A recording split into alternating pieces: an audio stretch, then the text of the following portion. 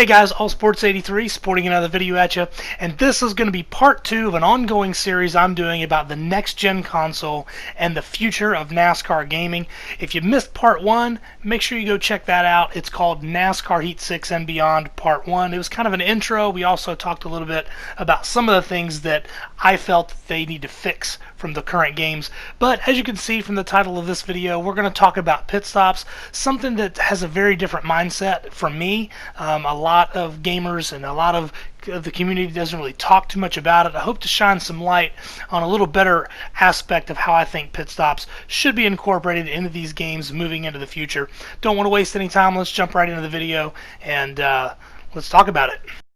So, while the majority of focus for these games lie on popular elements like the racing physics and the damage model, the action and strategy on pit road is an equally valuable element to any NASCAR game. Sadly, the pit stops and pit road element has never fully been explored or realized in the entire existence of NASCAR gaming. Instead, as I've said before, gamers simply watch a video of the pit stop until they regain control of the car coming out on the track. Now, the closest thing we ever came to a pit stop that required some effort was NASCAR 2000, all the way back on the original PlayStation console. Basically, when your car made it to your pit box, you were prompted to enter a sequence of buttons in a pattern and timing that affected how fast or slow your pit stop would be. What we now call a QuickTime event. This game within a game was very basic, but it was 20 years ago. And remember, I remember winning and losing multiple races based on my performance on these pit stops. Looking back, it was a revolutionary concept that, for some reason, EA Sports decided not to carry on past the 2000 edition of the game. So if a game developer could include a QuickTime event over 20 years ago, just imagine how much more they could do now that would finally give gamers the pit stop and the pit road experience that appropriately represents NASCAR. Well, I have imagined it, and here are my thoughts. Basically, there are two basic principles relating to pit road. One is navigating the car on and off the pit lane. This includes getting down and staying below the speed limit and avoiding other cars and obstacles while getting in and out of your pit box. All of these elements can be done just right, or they can be done very poorly. The second principle is the pit stop itself. Changing tires, adding fuel, and making adjustments in a timely manner is the name of the game. Again, these things can be done well or not so well. So there's a lot to consider about how all this can be applied to a video game, so I want to take a look at those one principle at a time. First, the idea of the gamer maintaining control of the car on pit lane has never been done before. Instead, this time is typically used to utilize a pit menu where players can decide their pit strategy, such as how many tires to change and other adjustments like wedge and tire adjustments. Or tire pressures, I should say. So if I'm suggesting that a player control the car on pit lane, then you'll be too busy to decide your strategy. So we need to figure out another way to have the strategy in place before we peel off the track and head to pit road. My first thought is voice command through the headset. If your car is too loose, you could say a simple command like wedge adjustment, up one round, or something of that nature. Another idea could be that you could use the opportunity to create a better use of the crew chief in the game. Maybe the player is prompted to report on the handling of a car, where simple responses could determine a set of predetermined adjustments to be executed in the upcoming pit stop.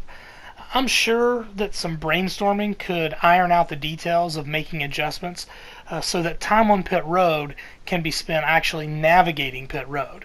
You can let me know what you think if you have any suggestions down in the comments section below. So, provided we've freed up the adjustment process so that the player can focus on driving the car throughout the pit stop process, what should that look like? Well, I've given that some thought as well, and the biggest challenge is likely maintaining the pit road speed limit.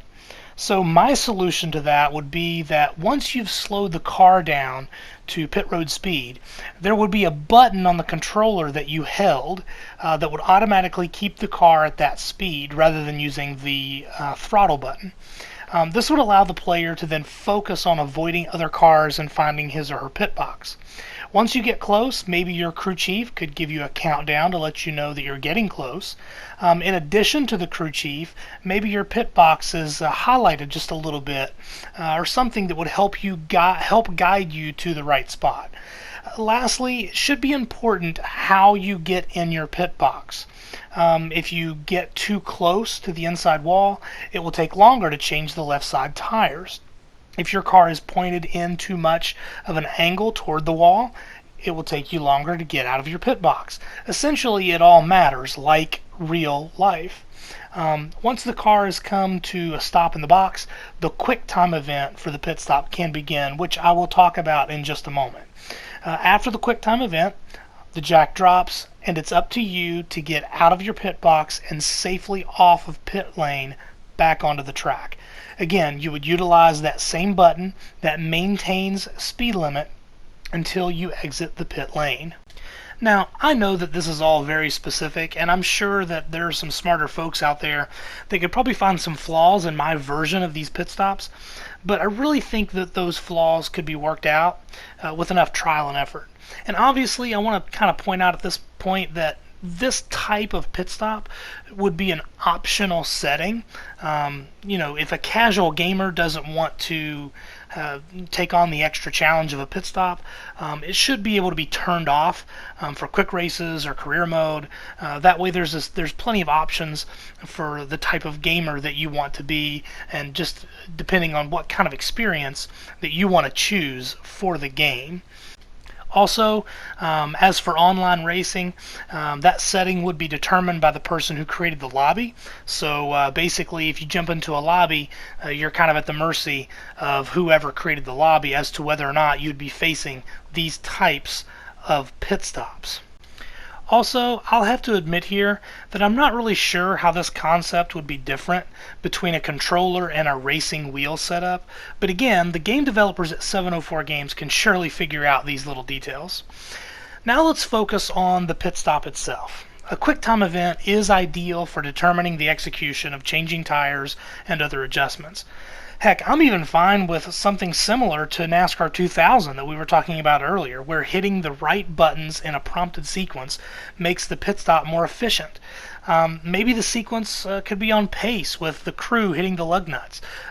Maybe while the tire changers are moving to the other side of the car, you're prompted to move an analog stick to turn the wedge or the track bar. If that adjustment is required. Maybe adding a piece of tape requires you to tap a button on your controller at the very end of the stop, or else you don't get that tape added on. These are just suggestions, but the possibilities really are endless because a NASCAR pit stop has so much going on. That's why the winner of a real NASCAR race usually has a fast car and good pit execution. Ignoring all of these elements of the pit stop in a game is really asking gamers to purchase and play part of a NASCAR game, and I really don't think that's acceptable with all of the technology in today's gaming. Now, quickly, I want to highlight the kind of adjustments that can take place during a pit stop. The short description is basically any adjustment that happens in real NASCAR. These are the things that should be available to gamers who are playing a NASCAR video game. 4 tires, 2 right side tires, 2 left side tires, wedge, track bar, adding or pulling tape, fuel, adding or removing spring rubbers, and even pulling a windshield tear off. The combination of adjustments you choose should determine what you need to execute during a quick time event. For instance, if your car is perfect and all you need is 4 tires and fuel, that specific QuickTime event will not require prompts to execute a wedge adjustment or tape. I think you get the idea. This adds a level of strategy during these stops. A gamer may not want to have to deal with so much during one pit stop and will be forced to decide what the best course of action is. Okay, as for the final part of this video, there is one more element of the pit stop that we need to break down, and that is repairing damage. Now, I don't want to talk too much about the damage model in this video, as the topic's going to come up in a future video, but there are parts of the damage model that cross over to the pit stop conversation. In my scenario, there are three types of damages in the game. I'll call them minimal, significant, and terminal. If the damage is minimal, the player can choose not to fix the damage and save time on pit road and risk the chance of struggling with an ill-handling car due to the damage. Now, under caution, things look a little different, and let's talk about that for a second. After the game takes control for the caution flag, time in the game would skip forward to where the field of cars are in the last turn before the entrance of pit road. At this point, the player will be prompted to pit or stay out. If the decision is made to pit, a second option menu appears for the player to decide the strategy of the pit stop, repairing damage, change tires, and other adjustments. Now, these menus are timed because once your strategy is selected, the car will peel off the track and you are given control for the entrance of pit road. After exiting pit road, the game once again skips to the same spot on the track as before, where you are again prompted to pit or stay out. Now, the reason for this is that you should have the opportunity to pit multiple times under caution. Basically, this allows more time for damage repair, adjustments, or even the option to top off your tank of fuel. This may seem like a lot, but the more strategy options a player has, the more realistic the experience. We see these types of things happen in real NASCAR all the time. So we've talked about minimal damage, so let's move on to significant damage. For me, this is damage that's critical to repair at all costs. With this kind of damage, you are not given the option to make typical adjustments, as the focus of the crew will be on repairing the car. This is the damage that requires cutting sheet metal and putting large tapes on the car to help hold it together. This repair work may not return your car to a race-winning speed depending on the level of the damage, but must be completed before other adjustments can be made.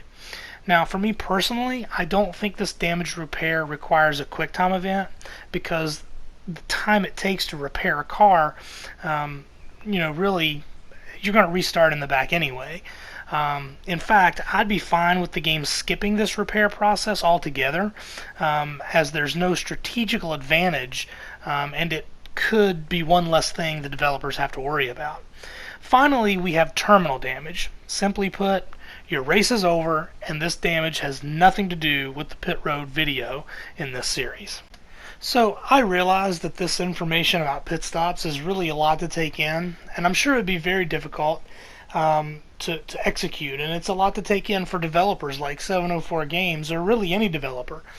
But in all honesty, this is an opportunity for NASCAR gaming to separate itself from the rest of racing games. No other game has really put this kind of focus into pit stops, and so in order to really produce the kind of racing game that accurately reflects real life NASCAR, this seems to be like a no-brainer.